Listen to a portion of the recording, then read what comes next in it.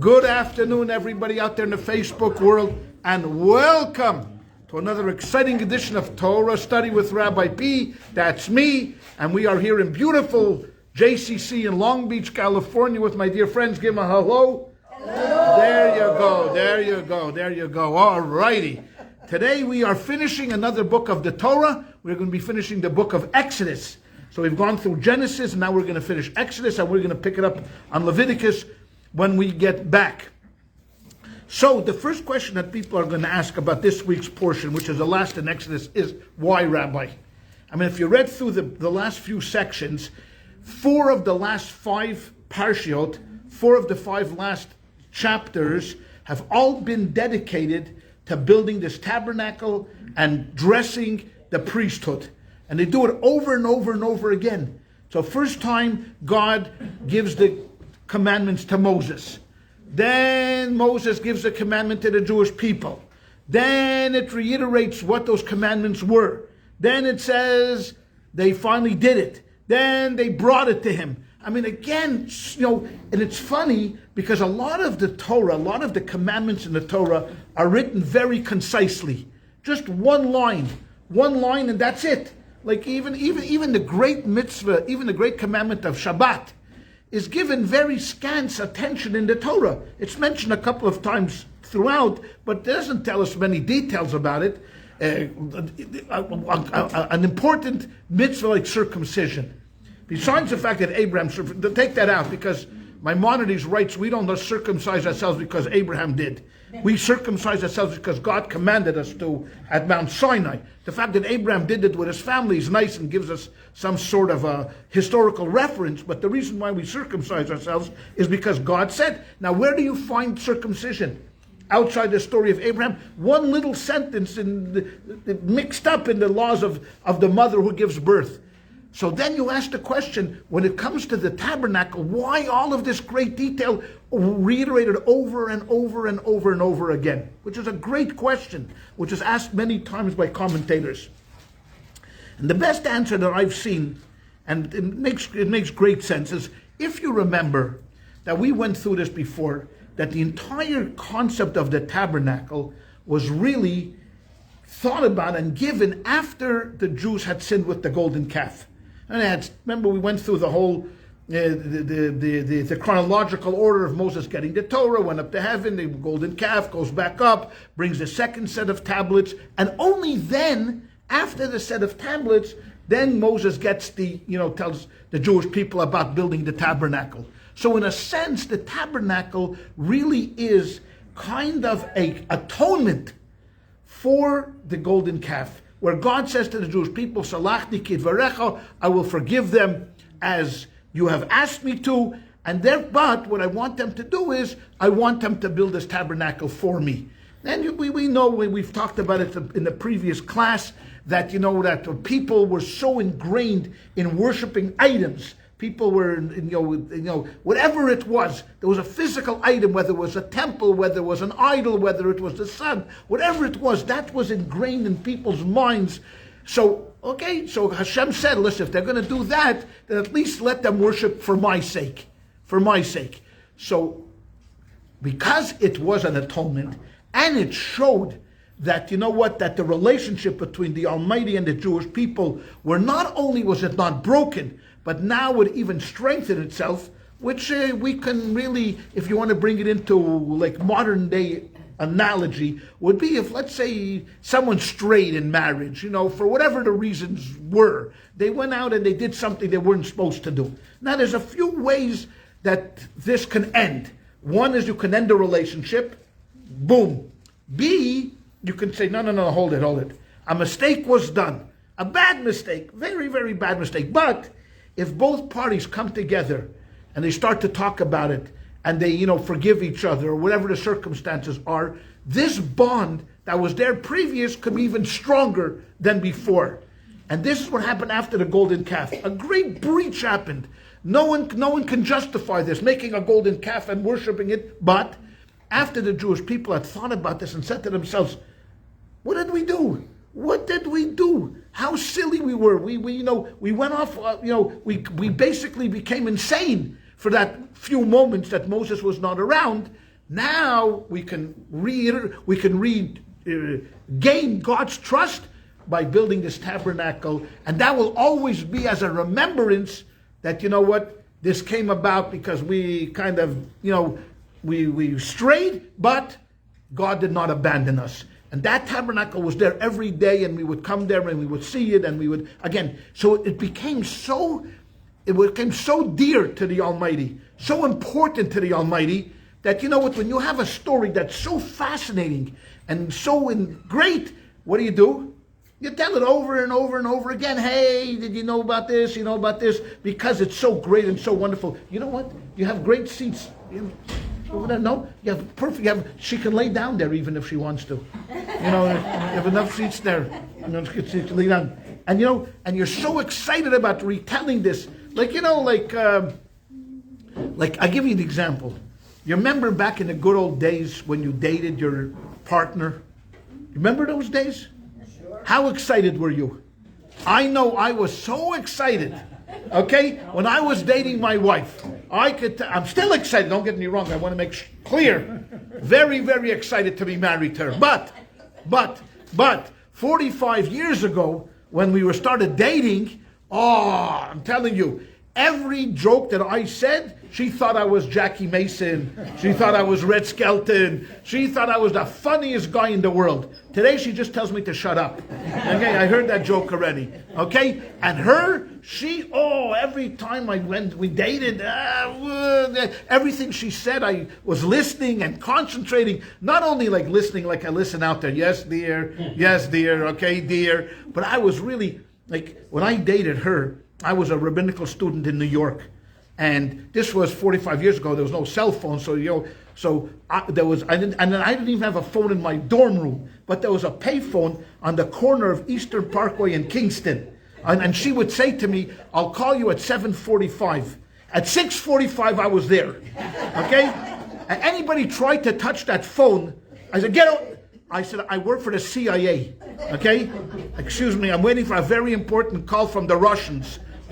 Get away this phone. Or I would, what? CIA with your CIA, GIA, IRA. I know. I told them I work for anybody. Just don't touch that phone. Why? Because at 7:45, I wanted that phone to ring, with great excitement. And we would tell the story over and over and over again. That's the kind of an excitement God got when he's telling this story about the tabernacle. So first he tells it to Moses, then he tells it over to the Jewish people. Then he's excited as it's being built. It's an incredible story. You know where else you find this story? I'm talking about me dating. We go back to the first dating scene. Where was the first dating scene in the Torah? When Isaac gets to marry his beloved Rebekah. Remember that story? Abraham calls in his servant. He says his name is Eliezer. He says, "Eliezer, I want you to go find a match for my son Isaac. He's 37 years old. Enough living at home. Out. I want him out." Okay? Okay? Finished. 37 is a time you want to, you got to start your own family. Okay? What happens? Eliezer travels and he goes to the well. Remember, he goes to the well. And at the well, he tells himself this. He sets himself up like a little. I wouldn't call it a game, but a test. And he said, if I go to the girl and she does what she says, I'll feed you and I'll feed your camels. That's the one I want. And he waits there. He sees Rebecca. She comes down. He asks her. She does what she wants. He gives her the jewelry. Then what happens afterwards? If you remember, they go home, and what happens? What does the Torah do? Tells the story all over again. Again, the same thing. Eliezer sitting and telling this family, I came to the well, and I stood at the well, and I thought to myself at the well, and then I saw Rebecca. Why? We know the story already. Why? Because that's a great story. That's the first shidduch in the Torah. Not the first marriage, but it's the first match that we have. Because Abraham married Sarah, but Isaac had him shidduch made, that they went out and found this girl for him, and then he saw her for the first time, and it was overcome with love. Because the story is such an exciting story, God stretches it out, tells it again and again and again. So that's what happened over here in this portion, that God is so enamored with this story. He is so happy that the Jewish people once again re-embraced him, and he re-embraced them. that eventually, he told the story over and over and over again. So if someone asks you why this is so, now you'll have an answer. Okay? So let's say someone is reading the portion, they call you and they say, you go to Rabbi Perelmuter's class, I want to ask you a question. Why are the last 4 to 5 sections all rededicated? Now you'll know, because God loved this story so much. It was such a happy, glorious, happy story, boom, that he kept repeating it over and over and over again. And that's how this section ends. Basically, it ends with Moses building the tabernacle and all the articles in place. The ark is in place, the menorah is in place, the table is in place, there's 2 altars are in place, the laver that they wash their hands is in place. Aaron and his sons are all dressed up. If you read this section, you know how Aaron, I can't imagine how much clothing he wore on himself. 8 pieces of clothing, an undershirt, and then a tunic, and then a breastplate, and then an apron, and a head covering, and a turban, and pants, and everything in great detail. Everything in great detail, how it was made. So now we're ready. What are we waiting for? We're waiting for instructions what to do there. Okay, we got a temple. What do you do there? Okay, now we have to put into place. When do you light menorah? Who lights the menorah? Who gets to burn the incense? When do you burn the incense? When the showbreads? When do you put them? How many you put them? When do you change them? Is this daily? Is this weekly? Okay, that's going to come a little bit later on. Some of it already we have. But most important is what's going to be the most used item in the tabernacle? The altar. The altar is going to be there for sacrifices. And that we'll get to just in a moment. I want to talk about the sacrifices. But if anybody's following along with me, you don't have to, because you don't have to, but if you go to the beginning of Vayikra, in the first chapter in the book of Leviticus, page 544. 544. It's the first chapter in Leviticus, and you'll see, or as we call it, Vayikra, you will notice something very interesting. Very interesting. And what is that? Page 544. I want you to go to the Hebrew. Don't look at the English. Don't look at the translation on 545. What do you see? You look at the first word. The first word is Vayikra. And what do you see? What do you see that's strange about Vayikra? It has a very small aleph. Right? The last letter in the word. You see how small it's written? Yeah. 544. It's called a small aleph. And I'll explain this. Why is there a small aleph in the middle of the word Vayikra? So if you go through the entire Torah, meaning the 5 books of Moses and all of the prophets and the scriptures, there is the whole alphabet written in small. There's a small aleph, beis, gimel, dalet all the way, and large letters, aleph, beis, gimel. You can explain them Kabbalistically, but this is a Masorah. This is a tradition that we have from all the way back when, that you have throughout the Torah, you have these small and large letters interspersed throughout it. What is this? Why small aleph at this word Vayikra? So there's a message here. Because at this point in time, there is a fellow by the name of Moses. You may have heard of him. We talked about him a little bit beforehand. Now Moses at this moment right now comes down from the mountain for a second time and has karnei hod. He has horns of splendor. If you looked at the chapter beforehand, in Kisisa, he had these rays coming out of him. Now Michelangelo, which was a halba chacham, you heard of him, Michelangelo? He was Italian. He was what we would call a halba chacham. I know he was a genius, but he was a half a genius. Okay? So he read the Torah, and he read karnei hod. He read that Moses was imbued with karnei hod. Now karnei is plural of the word keren. What's keren in Hebrew? Horn. So what did he do to Moses? He gave him horns. Now, is it horns? Did Moses come down from the mountain with 2 horns out of his head? What's wrong with Michelangelo? So that's why we call him a halba chacham. He's only a half a wise guy. If he'd be a full wise guy, he would have known that they're not horns, but they were rays of this light that shone from him. And that's why Moses wore a mask when he spoke. Okay, anyways, let's forget that for a moment. So Moses at this moment here is on top of the world. He is riding high. Number 1, he gets God to forgive the Jewish people. Just that itself, that he challenged God, that if you don't forgive the people, take me out of the book, puts him in the Hall of Fame. Who else has the chutzpah to do that? Chutzpah to tell God and to challenge God to such a point, and God acquiesces. He says, okay, Take it easy. You're right. He comes down with the second tablets. He builds the temple, the tabernacle. He is on top of the world. Now, you know what happens? There's an old expression, power corrupts. And absolute power corrupts. There you go. Okay? So at this time and place, if we looked at it from a political standpoint, Moses is right now literally centered, and he's put into position where he could literally become a dictator. Because he is so powerful and has everybody behind him, it's so easy to start abusing your power when you're in this position. When I say abusing your power, means that, you know what, he takes his sons, he makes them the chief bottle washers, he puts taxes on the people, he does whatever he wants. He even abrogates God's laws. He says, no, this, he doesn't. Moses, if you go through the entire section, till the end of his life, Moses remains the same Moses that God met on the mountain the first day. And then the Torah will testify about him, will literally testify about him. For Ish Moshe, the man Moses, was the most humble person on the face of the earth. Now I want to think about that section for a moment. That Moses was the most humble person on the face of the earth. Now what strikes us as odd about that sentence? What strikes us odd is that so counterintuitive. Because if you tell me that there's a guy that no one knows about, that sits in the back of the room, I'm not talking about the back of this room, because these are all generals in the back of the room. But if we're talking about, a guy that no one knows, and he's a humble guy, it makes sense. Of course, you're humble because you should be humble. Nothing special.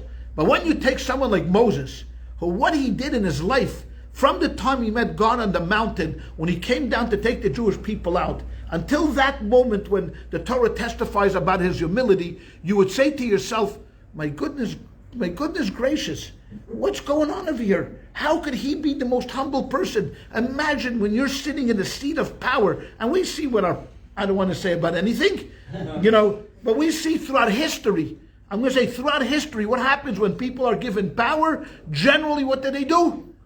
Corrupt. They abuse them. And here is this man who has every opportunity to abuse that power. And Moses was the most humble man on the face of the earth. That's what this small aleph represents. The small aleph is a sense of humility. Vayikra el Moshe. God called to Moses. God himself says about Moses that he's the only one ever that he spoke to him face to face like I'm speaking to you. Now what that means, it's hard to really appreciate, because what is God doing? What language does he speak? English, Greek, Spanish, definitely not French. Forget about it. I'm joking. I'm sure he speaks French. I'm not surprised. God was guillotined during the French Revolution. There you go. So it's hard to understand what it means, but what it means is that the relationship of God to Moses was unique for any other human being ever over there. And because of this, Moses could have been, so the Torah says Vayikra, the small aleph, Moses always held things in perspective. Now, how do you remain humble when you're in this kind of a position? You tell yourself, it's not me. You tell yourself over and over again that the position that I've achieved and the situation that I find myself in is not due to my sharpness or my intellect or my strength.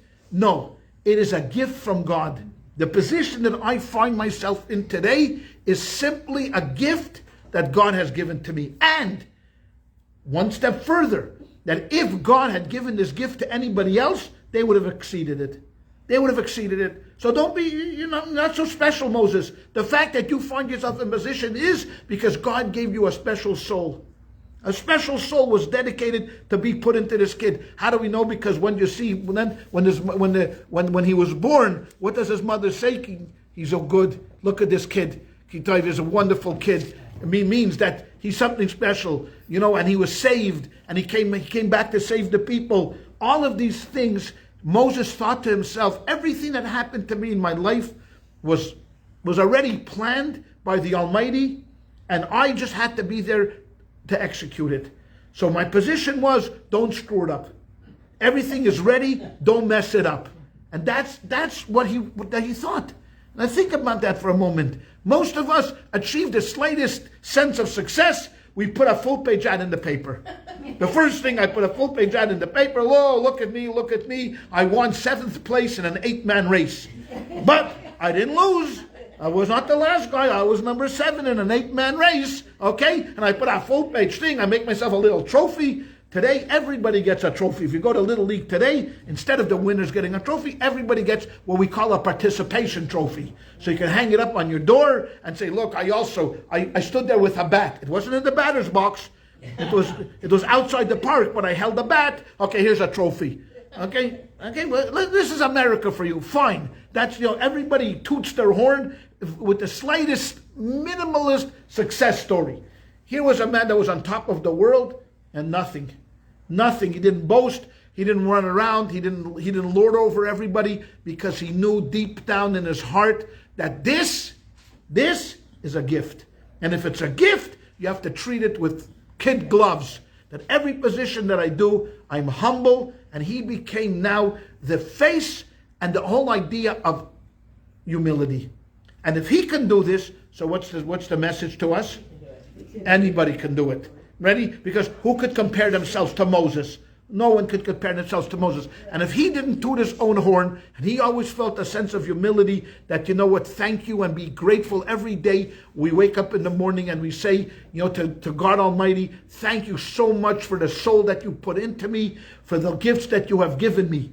Like, what's a gift that you have given me? Hearing. Think about hearing for a second. I only mention this because I met this morning with a doctor who specializes in hearing. Not for me, but we have a little Torah class. And we talked about hearing, that he told me he's a new procedure he's going to do this week about implanting a cochlear implant inside. It's going to be the first one here in California. And we just talked about hearing for a second, how we take it for granted. We take it for granted that, people that have loss of hearing either are great lip readers or they have a hearing aid, but you have to concentrate. I mean, if you don't hear well, you have to concentrate on. We don't concentrate on what I say. No, most of you. What's he talking about? What's he talking about? Okay, you don't. No one concentrates. But for really hearing and listening well, you have to concentrate. But we have a gift. We know we can listen to what you're saying and think about something else, because we have to put all of our effort into that. So much effort. We thank God in the morning for hearing, which we take for granted. Who thinks about hearing in the morning? No one. Except what? If all of a sudden you can't hear, then all of a sudden it's a crisis. Sight, walking, standing up straight, all of these things we take for granted, right? But should we? That's why the blessings were instituted. The first thing that we say in the morning for prayers is thanking the Almighty for all of those gifts, that we're standing up straight. We're free people. We know we can see, we have clothes, we have shelter, but most important, we have a soul that's rejuvenated, because we believe Kabbalistically that the soul, what happens when we go to sleep, the soul goes up to heaven, at least part of the soul. Because if your whole soul went up to heaven, guess where you are? Dead. Okay? So part of your soul goes up to heaven and gets this rejuvenation. So hopefully when you wake up in the morning, you are alive, and not only alive, but you're ready to hit the road running, right? You hope so. So we thank God for all of these things. When we live a life of gratefulness, when we live this life of humility, how much easier it is than to live a life of narcissism, believing to yourself that everything surrounds me.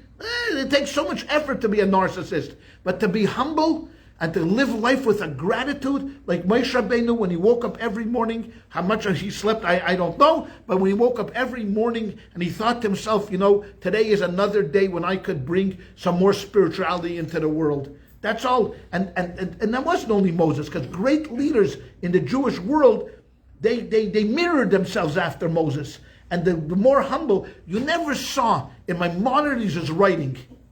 And believe me, if there's anybody that could have been an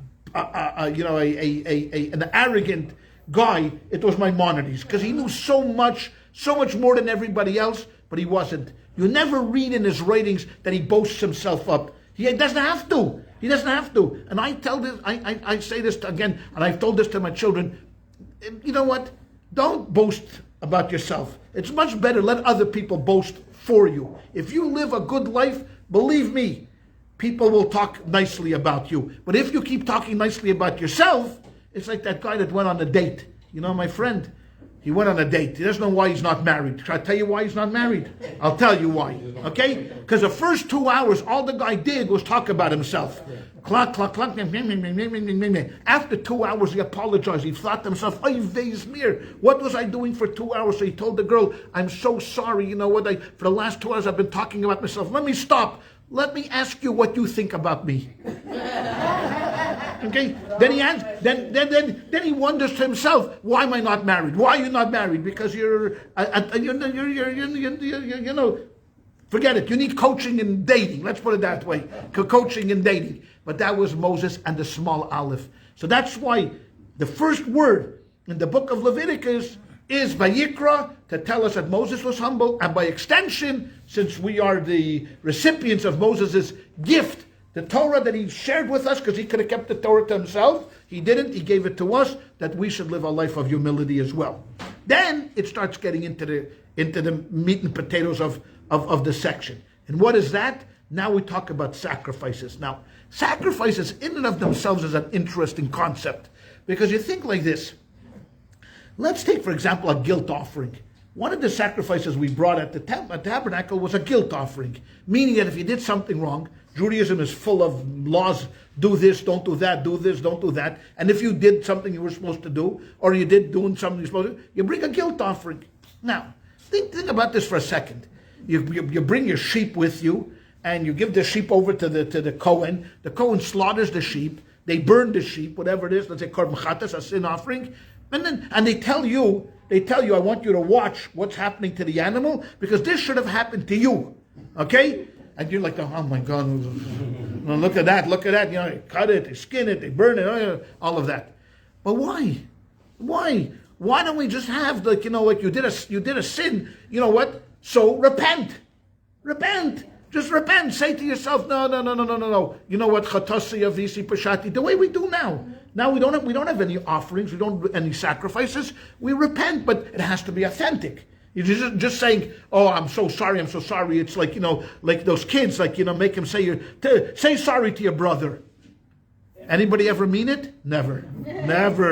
Now you'll say sorry, but you never mean it. You know what? But God knows, because He sees the hearts of men. So why this idea of sacrifices? And that became a topic that commentators for centuries and millennium have discussed. Maimonides himself, the great Maimonides, writes something very, very controversial. Very controversial.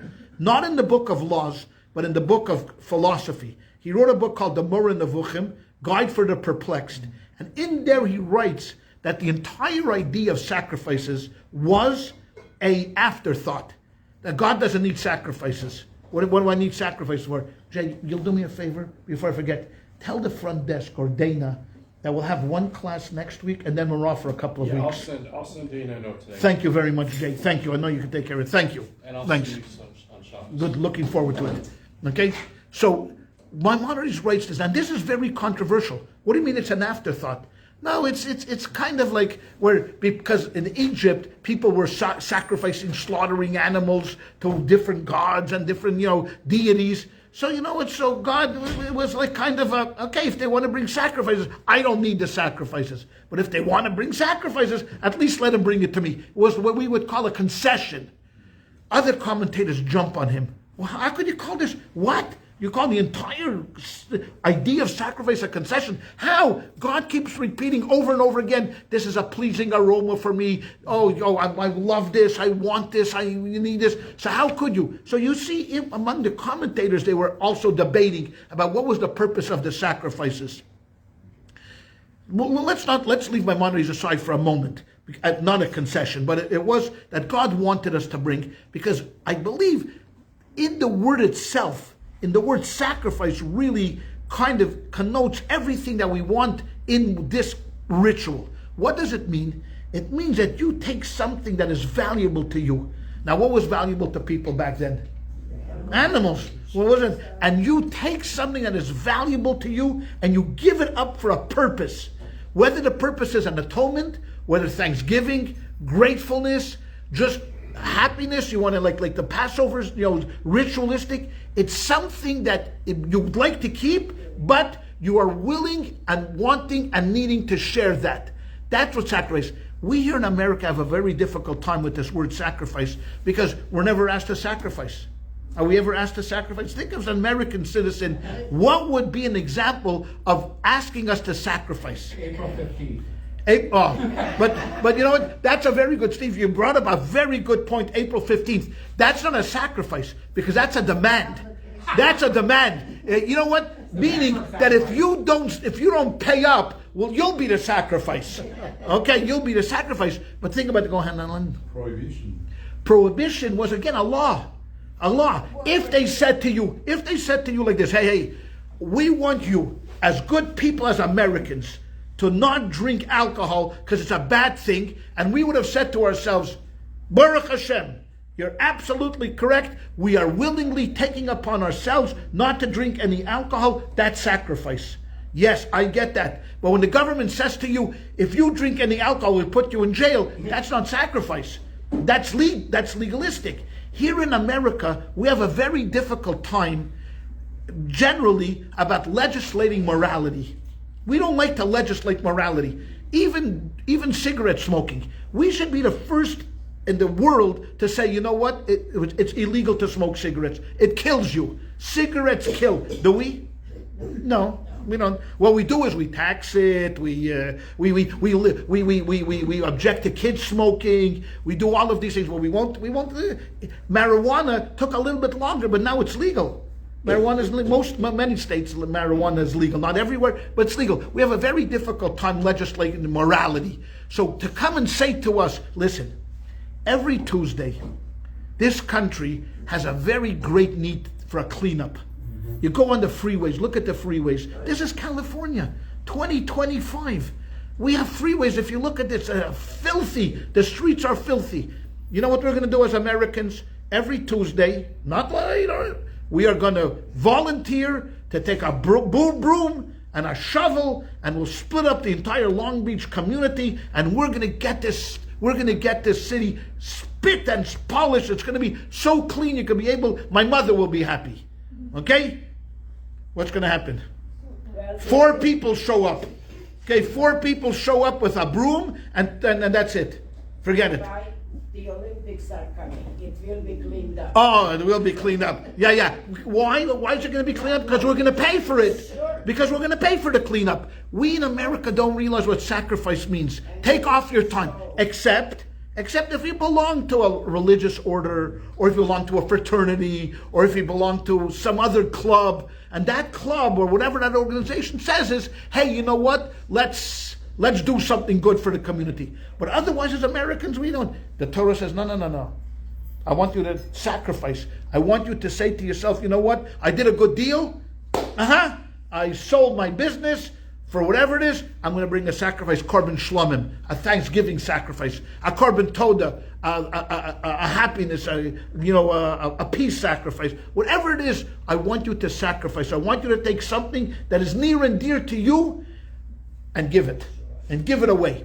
That's kind of the idea of a sacrifice. Now, we would think, okay, it's great back then. Why don't you give me 1 second and then I'll let you. I'm just going to finish. So we would think, okay, it's great back then. So what does the Torah say? If you look at page 545, just for a moment. For those ordinary, you don't have to.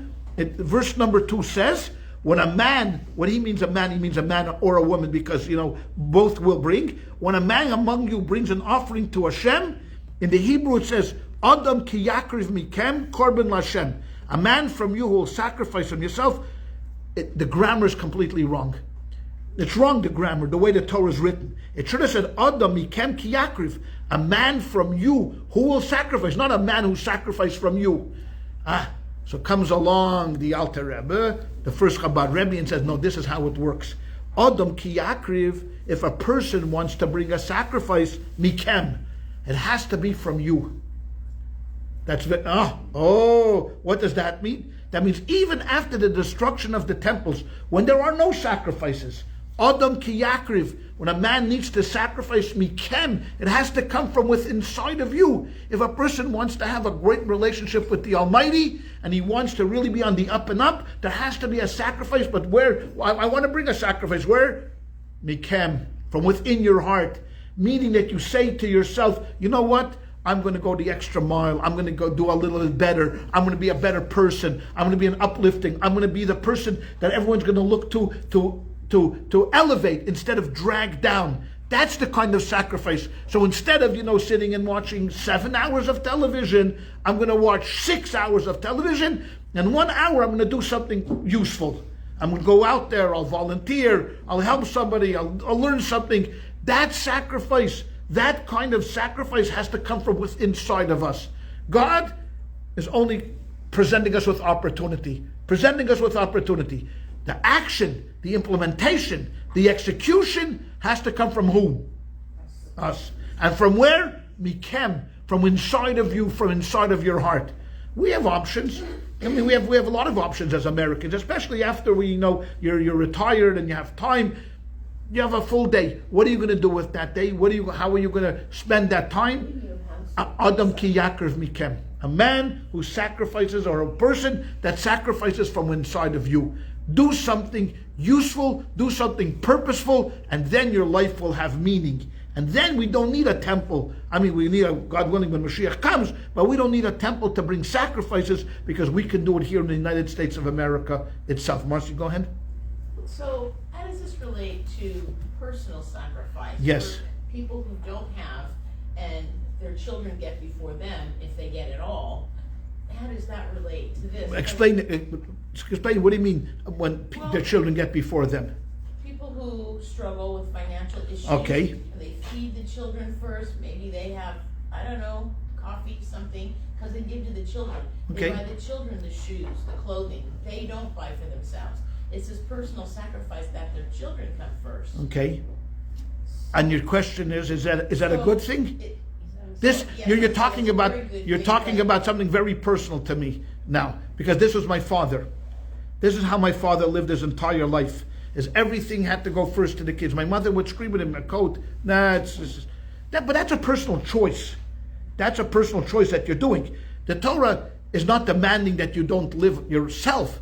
You got to live yourself as well. Now, we all have this tendency, I shouldn't say all, many people have this tendency that they want to be good parents, they want to be overly good parents, and they'll give to their children everything that they possibly could. Maybe they didn't have themselves, they want their children to have it easier. Nothing wrong with that. But that's not the sacrifice we're talking about here. We're talking about sacrifice that really is a sacrificial to give to your children instead of you is a natural thing. You don't have to be the Einstein to understand that there are going to be people that want their children to have, and I'll do without. Okay, I don't need to eat roast beef every night. I can have every once in a while gefilte fish for dinner. But my kid, he should go to Harvard, or my kid should go to a great school. So I'll sacrifice to put that money away. That's your personal choice. What the Torah is asking you to sacrifice is, what this means is that no one is going to judge you if you don't go clean up the beach right now. Because no one's going to clean up the beach right now. But if you decide, hey, you know what? I want to do something special, and I have an extra hour that I can sit on my couch, or I could use it for myself. And it doesn't mean money. The sacrifice doesn't always mean financial, because there's people that don't have financial means. Money helps, because that's a true sacrifice, because you don't have to give it. You don't have to give. You can hold on to the money yourself like this, and then keep the whole pot for yourself, or you can sacrifice it, and give it to charity. But that's what charity is talking about over here, is giving of something that is yours, but you feel this altruistic urge to share goodness to the world. You're willing to do that. Just to go, we don't like to go hospital visits, or sometimes who wants to, have a friend in the hospital. I'm going to go visit them in the hospital. Make a call to somebody who I haven't spoken to in a while. Do something. That's sacrifice. Familiar, what happens within the family, Yeah, that's natural. Nice. You get a nice reward, but that's not what he's talking about here. Here he's talking about doing something that we generally wouldn't want to do. We don't want to do. Who wants to? Come on, let's go. We're all going to go to the beach and clean up the beach right now. How many of you are excited? Okay, it comes with lunch. Okay, we're in. But that's what sacrifice is about. And that's going to go through the entire section. You're going to see all of the sacrifices that God is going to enumerate, whether it's the communal sacrifice in the morning, or whether it's a personal sacrifice, and even the smallest little sacrifice, even if a person didn't have a lamb to bring, or he didn't have a goat to bring, but he brought some fine flour, he brought a carbon mincha, like a mincha sacrifice. That was good enough. That was good enough. If that's what you can afford, if that's what you can give, and it's meaningful to you. Now, and of course, if Musk shows up with a half a pound of wheat, that doesn't do it for you. That's come on. You can do better than that. Some fine flour. You can afford a donkey, not a donkey, but you can afford a goat or a lamb. Come on. But that's what sacrifice is in general. And we'll we go through after Passover, we'll pick up the story of Leviticus. We'll see the various different sacrifices, and we'll talk about them and how they relate to an American Jew living in the United States. Does the concept of this transformation of sacrifice happen after the second temple destruction in that rabbinical period? Is that kind of the transition? Yes, absolutely. It's actually brought down in one of the prophets. I'm quoting that our lips should act now as a sacrifice. Right? That our lips now, that our prayer that we do now should act as a sacrifice, because we don't have sin offerings anymore. We don't have guilt offerings anymore. But when I talk about it and when I pray about it, it should serve as if I was giving a guilt offering or a sin offering. On the Shalom of Ormus Faseno, you should count our lips as the sacrifices of animals beforehand. But that comes with a caveat, meaning that since it's lip service, that since it's very personal and we can't see it, it has to be authentic. Meaning that what we say it, we mean it. That when you say, I'm sorry, or I won't do it again, or I'll try to be better, you actually mean that. Then God says, okay, then I get it. But how do we know if we're going to do better? By your actions. So if you live a good life, but that happened post Second Temple era. Is this the etiology of the word scapegoat? Then the scapegoat is Lazazel. There's another animal that we're going to find later on, that God is going to give us a mitzvah of animals on Yom Kippur. One is going to go to the temple and one is going to go to the mountain. That's the scapegoat. That's the one that's a scapegoat. All right, with 10 minutes, we go now into a separate section of the class today. This is called, I wish we had a rabbi so we could ask him some questions. But since you don't have a rabbi, I'm sitting in the seat. Go ahead, shoot your questions. John has a question. We'll start off with him. It may turn out to be 2 questions. Oh, okay. Right away. Okay. All right, we're talking about sacrifices, and you were talking about if someone doesn't have the means, maybe they could bring what they have. Exactly. All right, the first point is, or my first question, Cain and Abel. God didn't want the vegetable, the animal, the crop sacrifice. Right. So how does that mesh? Good, very good question. Excellent question. If you look at the story, they'll tell you that he brought the cheapest sacrifice possible. He didn't bring for the best vegetables. Like, let's say, what's a good vegetable? Kale. I'm telling you, right? Why am I not surprised they said kale? Okay, in this class, they know. Let's leave out kale. Okay, let's call eggs. Let's eggs not a vegetable, but let's say, for example, if eggs, if he would have brought eggs as a sacrifice, God would have been very happy with it, because it would have shown that he cared about it. He brought like flax and other kinds of.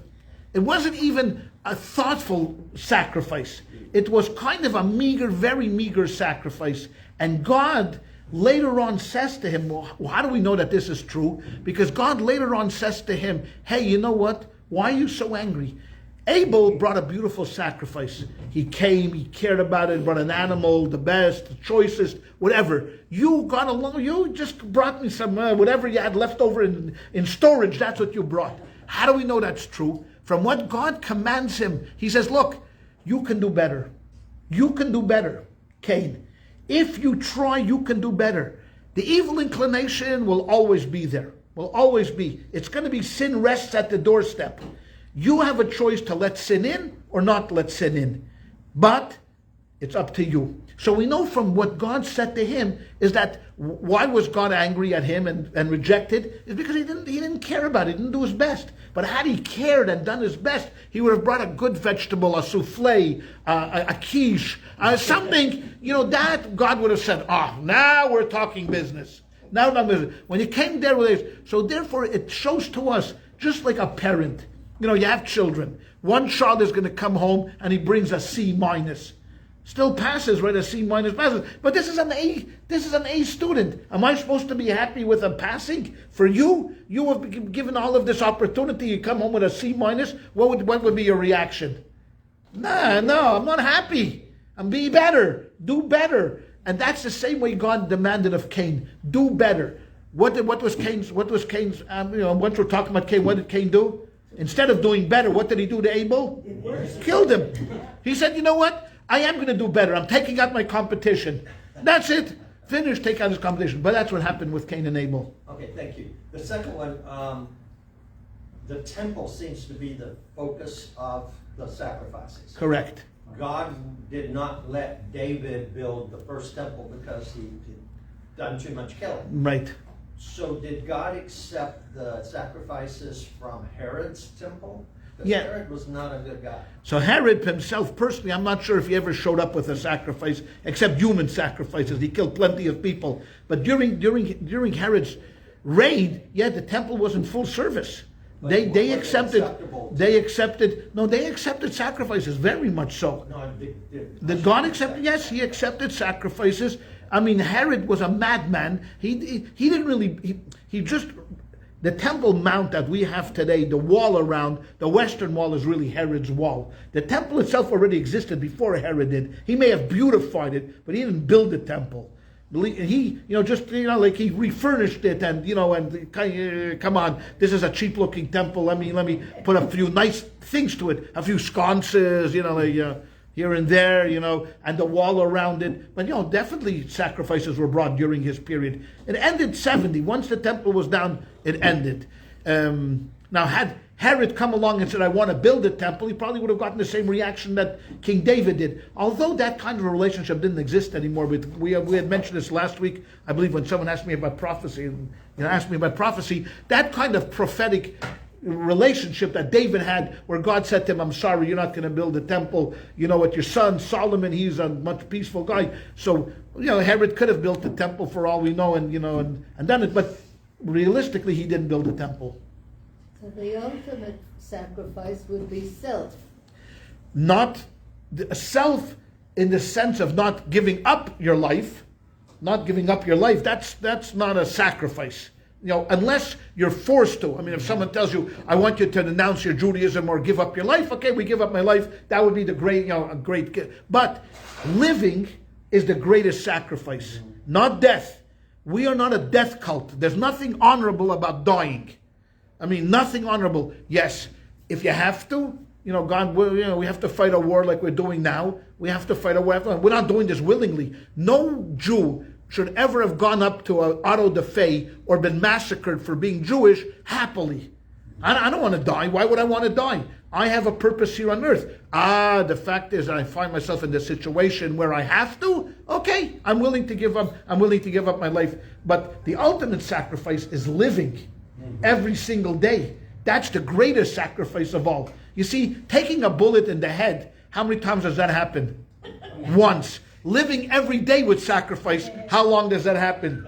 Every day. So what's harder? What's harder? You take a bullet in the hand, you take a bullet in the hand. It's over. Goodbye. Goodbye. See you later, alligator. Done. Okay? Living every day with sacrifice. But again, even within sacrifice of living, we were never a religion that that excelled and appreciated, like, what would I call that? There's a word, asceticism. Meaning that I'm going to fast. There were cults that believed that physicality is contrary and opposite of spirituality. So gaining pleasure from any type of physical thing is forbidden. Meaning that they would fast, they would wear coarse clothing, they would sleep on the floor, they would want to break. They literally wanted to break any type of physical satisfaction. Not us, not Jews. No. Give me a soft bed with a soft pillow, and a good meal, and I'll be ready to live a life of sacrifice. No, not too much. I mean, I'm not talking about, overindulgence, but you know what? We were never into that kind of asceticism where you beat yourself up, whipping yourself, hurting yourself, cutting yourself. That has nothing to do. Judaism said God gave us physicality to turn it into spirituality. How do we do that? Getting a good night's sleep. You don't get a good night's sleep if you sleep on the floor with a rock as a pillow. You know how you wake up? Grumpy. Is that one of the 7 dwarfs, grumpy? Yes. Okay, so all of the 7 dwarfs are probably grumpy. Okay? That reminds me of Shalom Aleichem, which was interpreted by Fiddler on the Roof, where he says, if I were a rich man. He's not talking about, I can do this. He was talking about sitting in the synagogue and praying. Of course. He was talking about being able To help others. Exactly. Exactly. And, his wife could wear some nice clothing. That could not be a sin either. So of course, it was never the idea of Judaism is to break our natural physical tendencies, to hate food. There are people that, I hate food. I don't hate food. You may have noticed. I don't hate food. Food is a wonderful thing. I mean, my mother was 6 years, like in the ghetto in Auschwitz. There was no food. Believe me, you learn how to appreciate food when you're there. So Judaism was never that sense. Sacrifice means doing something outside of your selfish gene. Meaning helping someone, elevating something, doing something good for the world. That's what sacrifice is all about. And that's what makes living so worth it. So, a comment and a question, I guess. Go ahead. So, this was actually my Torah portion for my bat mitzvah. Pekudei? Or Vayikra? Vayikra, okay. Many years ago. The other thing is, my name in Yiddish is Mashe, which I've heard is a derivative of Moshe. And it seems like there's meanings to things. I mean, is that just random? No, nothing is random. The fact that you are named that means that there is a spiritual connection between you and the name. Now, how you want to work that's up to you. But I've always believed that people have said that, when a baby is born, the mother and the father get together and they give the name of the child, they agree.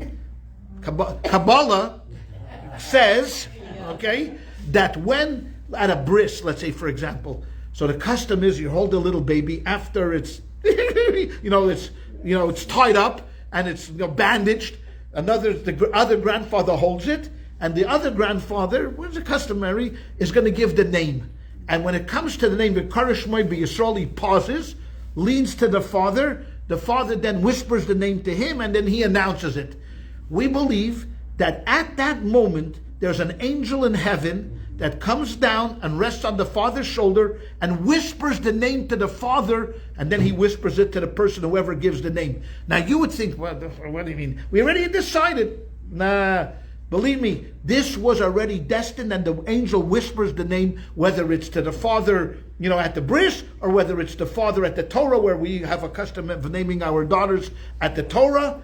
He gets called up to the Torah, then they make a big pronouncement, and her name will be, and the father whispers Masha, and then the caller calls out Masha, and everybody goes Mazel Tov. An angel sitting there whispering in his ear, give that name. Why? Because that name that you have has a spiritual root somewhere up there that I mentioned last Saturday, this past few days ago, was my Hebrew birthday. because there's two calendars that we follow: the secular calendar and the Hebrew calendar. Last Saturday was my Hebrew birthday. What does that mean? A birthday it means that my spiritual root was elevated, was more revealed, was more charged. I had the opportunity, those 24 hours of my birthday, to gather all of that energy that would last me throughout the entire year. And that's where my name is. My name is Avraham, my Hebrew name, Avraham. So I have a connection to Avraham. Now, how I use that is, Avraham was a kind person. Maybe it means I should be a little kinder, and I should walk in his paths. He was good to strangers. I want to emulate that name. So when I come up, Masha comes from Moshe. Look, Moses had so many different aspects to him. He was brilliant in Torah study. He was a brilliant leader. He was kind. He was just. There's so many ways of taking that, but there is a spirituality that rests upon you, that you have a connection to this name. And when someone doesn't have a Hebrew name, you can always get one and pick one. And Hannah, if I recall, Hannah. during the high holidays, Yeah. she was praying in synagogue and moving her lips. Yes. They thought she was drunk. Yes, she was. Chana is grace. Chana means grace. That's what Chana means. Comes from Chen. It means grace. Chana was a prophetess, and we know the story. She had Samuel. Samuel became her. She gave birth to Samuel. She came there to the temple. It wasn't a temple yet, but it was a sanctuary. Eli was the high priest. She prayed for a child. Penina, I don't even know what you would call it today. There were two wives. I guess her surrogate. The co-wife. Co-wife. Her co-wife had many children. She had nothing. Her husband told her, Hannah, I love you more than anything. What do you have to worry about? I love you more than anybody in the world. You are my favorite. But that wasn't enough. She prayed. She was so in anguish that her words would not come out, so her lips were moving. Eli looked at her and said, this lady is drunk, admonishes her, wants to kick her out. How dare you come into the temple, sanctuary with me drunk? She says, I'm not drunk. I'm just an embittered woman that wants to this. And guess what happens? Bingo. She has Samuel, and Samuel grows up to be one of the greatest prophets in the history of mankind.